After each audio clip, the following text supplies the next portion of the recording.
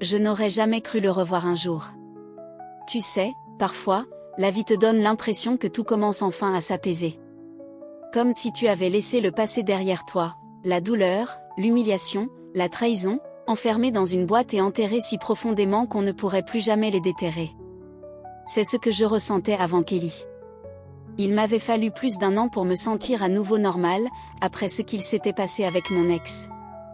Je l'aimais avec une sorte de certitude aveugle, inconditionnelle. Nous avions vécu ensemble pendant plus d'1 an, quand j'ai découvert qu'elle couchait avec quelqu'un d'autre. Pas n'importe qui. Mike. Un type qu'elle avait rencontré par des amis communs. Un gars qui, de toute évidence, savait que j'existais. Un type qui est entré dans ma maison, dans ma vie, et l'a volontairement détruite. Je les ai surpris ensemble.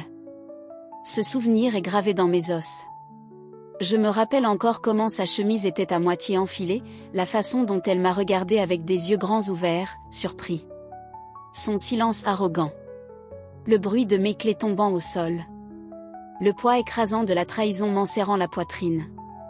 Elle a pleuré, s'est excusée, m'a reproché son ennui, m'a reproché d'être trop distant émotionnellement. Je ne suis pas restée pour entendre la suite.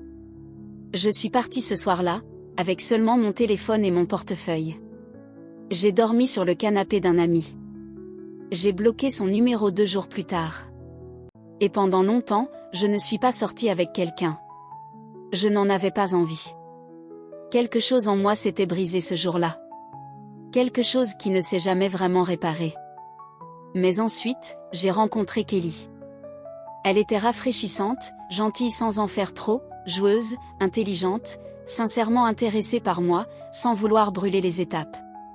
Il y avait en elle quelque chose de solide, de rassurant. Après 6 mois de rendez-vous autour d'un café et de balades nocturnes, je me suis rendu compte que je souriais à nouveau. Je riais. J'attendais ses messages avec impatience. Nous sommes devenus officiels environ 6 mois après notre premier rendez-vous. Kelly savait que j'avais été blessée dans ma précédente relation. Je ne suis pas entrée dans les détails dès le départ, mais elle savait qu'on m'avait trompée, et que ça m'avait détruit. Puis est arrivée la soirée d'été organisée par sa boîte. C'était sur un rooftop en centre-ville. Elle était magnifique.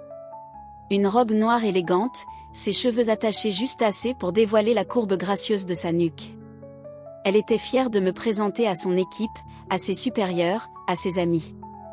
Nous passions de groupe en groupe, riant, sirotant des cocktails, profitant de la brise tiède.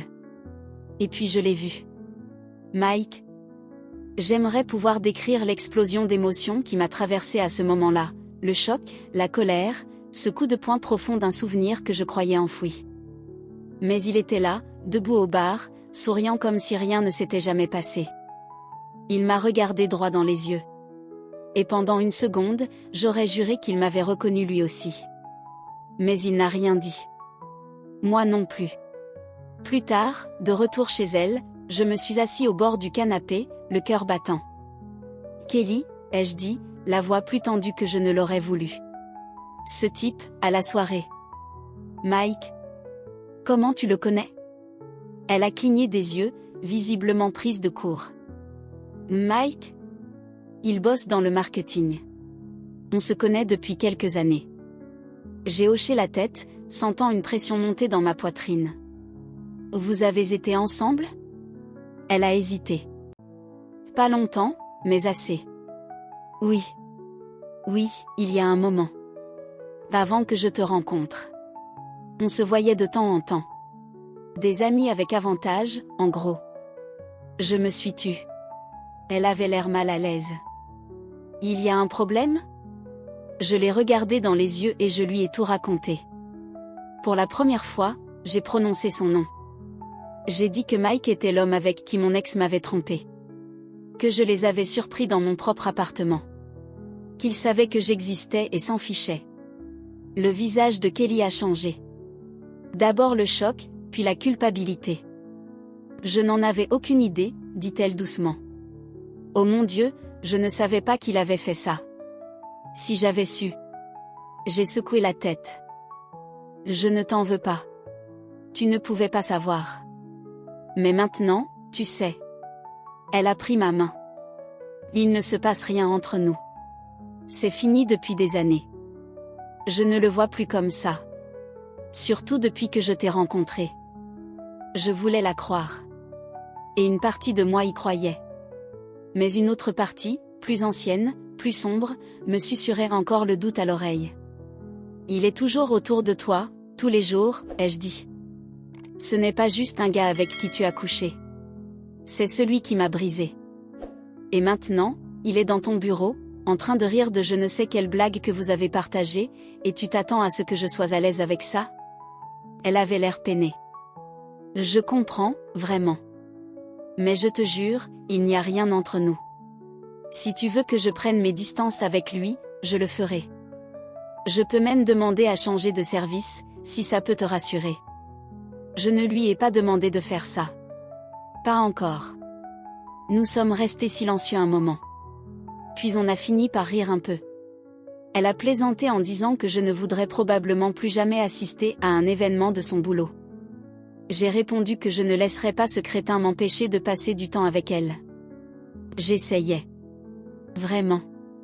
Mais cette nuit-là, quand elle s'est endormie à côté de moi, je suis restée allongée, fixant le plafond. Je ne pensais qu'à la première fois.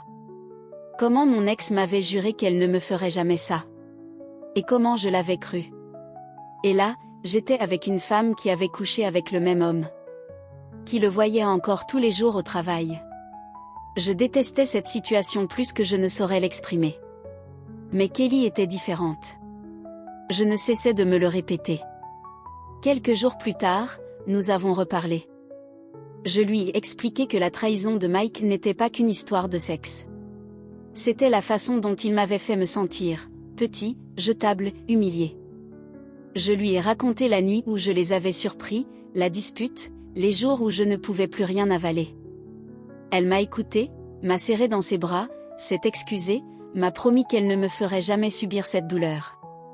Elle m'a aussi dit que tout cela avec Mike appartenait à une autre époque, bien avant qu'elle me rencontre. Qu'elle avait grandi depuis. Qu'elle voulait quelque chose de vrai. Qu'elle me voulait, moi. J'ai choisi de lui faire confiance. Pendant un mois, tout semblait redevenu normal. On évitait le sujet de Mike. Elle ne parlait plus beaucoup du boulot, et je ne posais pas de questions. On passait les week-ends chez moi, on regardait des émissions débiles, on cuisinait ensemble. Elle avait commencé à laisser quelques affaires dans mon tiroir de salle de bain. Une brosse à dents, des élastiques à cheveux. On aurait dit que l'avenir se dessinait. Puis c'est arrivé. Elle m'a appelé tard un soir. Sa voix tremblait. Mike m'a envoyé un message, dit-elle 2 fois. Puis il est venu à mon bureau aujourd'hui. Et quoi? Il m'a demandé si j'étais heureuse. Il a dit qu'il pouvait sentir que je lui manquais. Je lui ai dit de me laisser tranquille, mais après, il est devenu bizarre. Ma mâchoire s'est contractée. Bizarre comment? Il a fait une remarque? Il a dit que tu ne me satisferais jamais comme lui. Je l'ai ignoré, mais ensuite il s'est approché trop près. Physiquement. J'ai dû reculer. Ça va? J'en ai parlé au RH. Qu'ont-ils dit? Ils ouvrent une enquête. J'ai gardé les messages, et 2 personnes ont entendu ce qu'il a dit au travail. Ce n'est pas la première fois qu'il se comporte de façon glauque, apparemment. C'était juste la goutte de trop, je suppose. Le lendemain, elle m'a envoyé un message. Il est viré. Il m'a fallu un moment pour réaliser. J'ai relu le message 2 fois. Viré. J'ai expiré longuement, un souffle que je retenais sans le savoir depuis plus d'1 an. Elle l'a bloqué de partout, m'a montré les preuves. Il n'y avait aucune affection résiduelle dans sa voix quand elle parlait de lui. Juste du dégoût, de l'incrédulité, du soulagement. Ce soir-là, je me suis assis avec elle sur le canapé. Mes bras enroulés autour de sa taille, sa tête posée sur mon épaule. Je suis désolée, a-t-elle murmuré. Pour tout. Je n'ai pas demandé ce chaos, moi non plus. Mais je ne vais pas le laisser détruire ce qu'on a. Elle m'a regardé droit dans les yeux. S'il tente encore quoi que ce soit, ajouta-t-elle avec un petit sourire en coin, je raconterai à tout le foutu bureau à quel point il était peu impressionnant. J'ai ri. Et, pour une fois, ce n'était pas un rire creux. Je ne sais pas où nous irons à partir de là. Certaines cicatrices ne disparaissent jamais complètement. Je sursaute encore quand j'entends le nom de Mike. J'ai toujours une boule dans la poitrine quand je vois certaines photos ou que j'entends des chansons qui me ramènent au passé. Mais je choisis Kelly. Pas parce qu'elle est parfaite. Pas parce que la situation est simple ou confortable. Mais parce qu'elle s'est battue pour nous. Parce qu'elle s'est défendue. Et qu'elle m'a défendu aussi. Parce que, malgré chaque déclencheur, chaque fantôme, elle m'a choisi. Et je l'ai choisi. Peut-être que l'amour, ce n'est pas trouver quelqu'un qui n'a jamais été touché par l'obscurité. Peut-être que c'est trouver quelqu'un prêt à marcher à travers cette obscurité avec toi, main dans la main, même si cela signifie devoir parfois contourner les fantômes qui vous suivent.